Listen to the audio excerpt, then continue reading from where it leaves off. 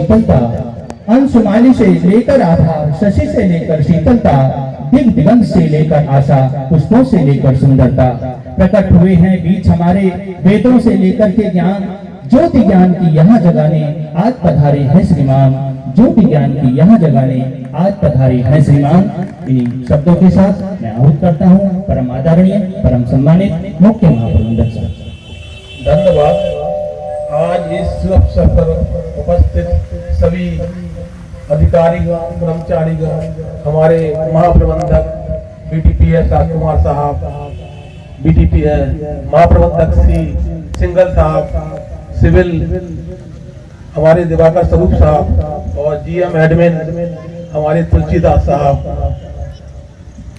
और कोल होल्डिंग महाप्रबंधक हमारे वाईके गुप्ता साहब, हमारे सीएमओ डॉक्टर गुप्ता साहब और इस समारोह में उपस्थित हमारे दूसान कंपनी के सभी अधिकारी कर्मचारीगण, सीआईएसएफ के समादेष्टा सतीश कुमार साहब और सभी वीर जवान तथा परियोजना के समस्त उपस्थित कर्मठ कर्मचारीगण, अधिकारीगण, सम्मानीय महिलाएं, गणमान्य नागरिकों, बच्चों और उपस्थित सभी शिक्षकगण तथा पत्रकार बंधुओं, आज के इस शुभ अवसर पर आप लोगों ने मुझे यहाँ बुलाकर जो सम्मान दिया, मैं उसके लिए आपका आभार प्रकट करता हूँ।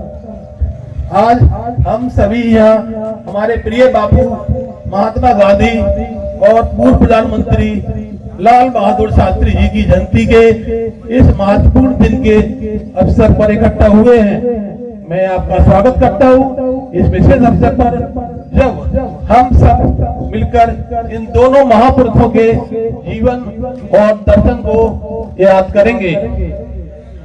महात्मा गांधी का जन्म, जैसा कि आप जानते हैं कि 2 अक्टूबर 1869 को पोरबंदर गुजरात में हुआ था। उनका जन्म एक मध्यम वर्गीय परिवार में हुआ था, लेकिन उन्होंने अपने जीवन में ऐसे महत्वपूर्ण मोड़ पर खड़े होकर देश के लिए जो परिवर्तन किए, इसलिए उन्हें महात्मा यानी महान आत्मा कहा जाता है।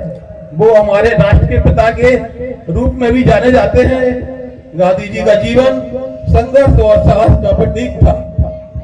उन्होंने अपने जीवन में सत्याग्रह की महत्वपूर्ण भूमिका निभाई, जिसका मतलब होता है सत्य के लिए आग्रह। वो हमेशा सत्य और अहिंसा के लिए अपनी लड़ाई लड़ते रहे और अपने देश की आजादी को दिलवाने में उन्होंने अपनी महत्वपूर्ण भूमिका निभाई। उन्होंने असहमति और आत्मनिर्भरता के माध्यम से ब्रिटिश शासन के खिलाफ भारतीय जनता को एक साथ लाने का प्रयास किया। महात्मा गांधी की जीवनी में उनकी अनेक महत्वपूर्ण घटनाएं हैं, जिनमें उनका दक्षिण भारत में सत्याग्रह, चंपारण और खिलाफत आंदोलन शामिल है। उन्होंने अपने विचारों में अमल के लिए अनशन, विशेषज्ञता और शांति पुरस्कार की ओर अग्रसर हुए। उनकी अद्वितीय विचारधारा, अहिंसा और सर्वोदय ने भारतीय स्वतंत्रता संग्राम को एक नई दिशा में ले जाया गया और लोगों के दिलों में एकता की भावना जगाई। महात्मा गांधी ने हमें सद्गुणों का पालन करने की महत्वपूर्ण बातें सिखाई। उन्होंने सत्य, अहिंसा और सफाई के महत्व को हमेशा प्रोत्साहित किया।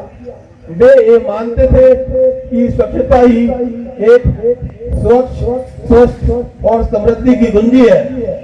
हमें उनके संदेश को अपने जीवन में अपनाने का संकल्प करना चाहिए।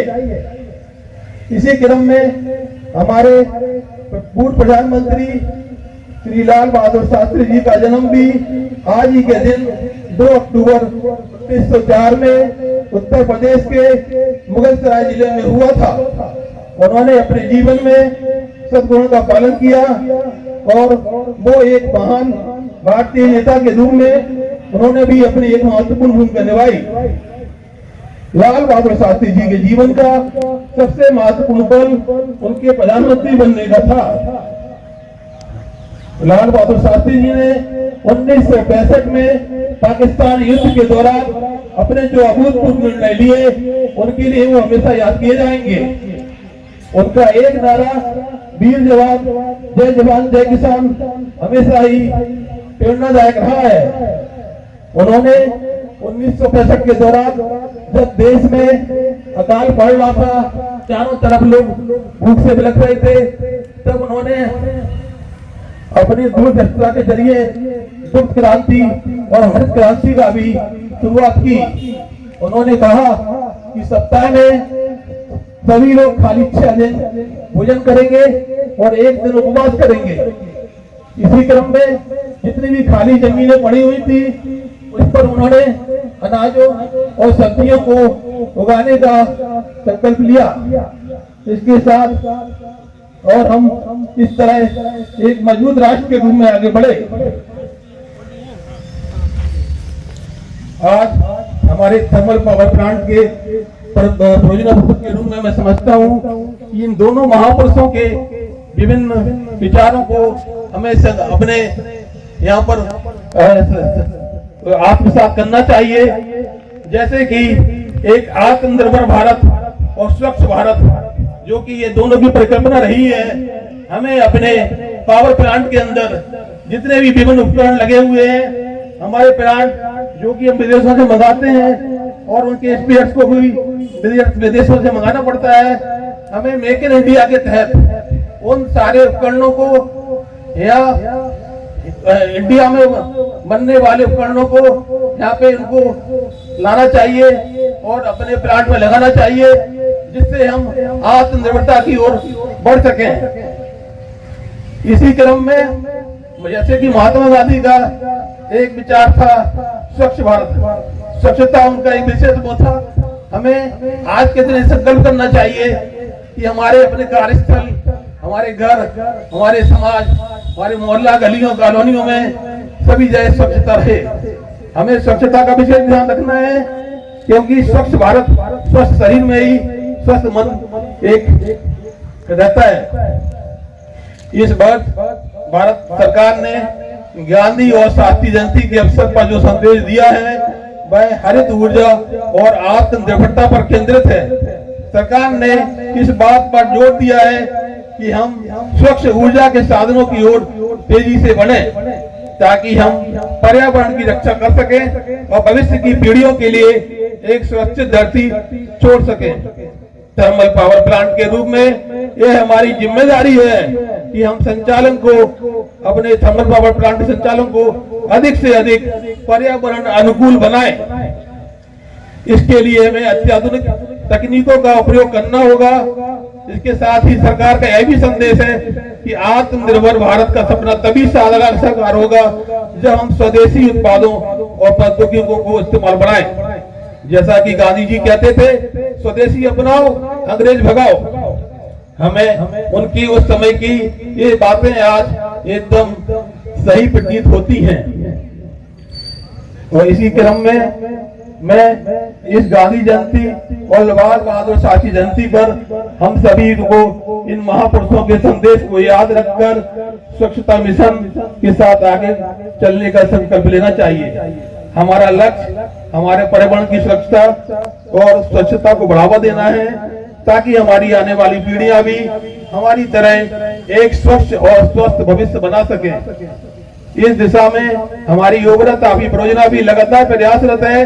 हमारे ओबरा तापी परियोजना के हर अधिकारी और कर्मचारी ने जिस समर्पण और प्रतिबद्धता के साथ इस परियोजना के संचालन में अपना सहयोग दिया है वह वास्तव में सराहनीय है और अनुकरणीय है। अंत में आप सभी से पुनः आग्रह करता हूं कि आप सभी गांधी जी और शास्त्री जी के विचारों को अपनी जीवन शैली और कार्य शैली में उतारें। सत्य, अहिंसा, ईमानदारी और कर्तव्य परायणता के आदर्शों को अपनाकर हम देश को सशक्त बना सकते हैं। इस अवसर पर हम सभी संकल्प लें कि हम अपने कार्यस्थल पर अपने जिम्मेदारियों तथा कार्यों को पूरी ईमानदारी और निष्ठा से निर्वहन करेंगे और देश की सेवा में अपना सर्वश्रेष्ठ देंगे। जय जवान, जय किसान, धन्यवाद।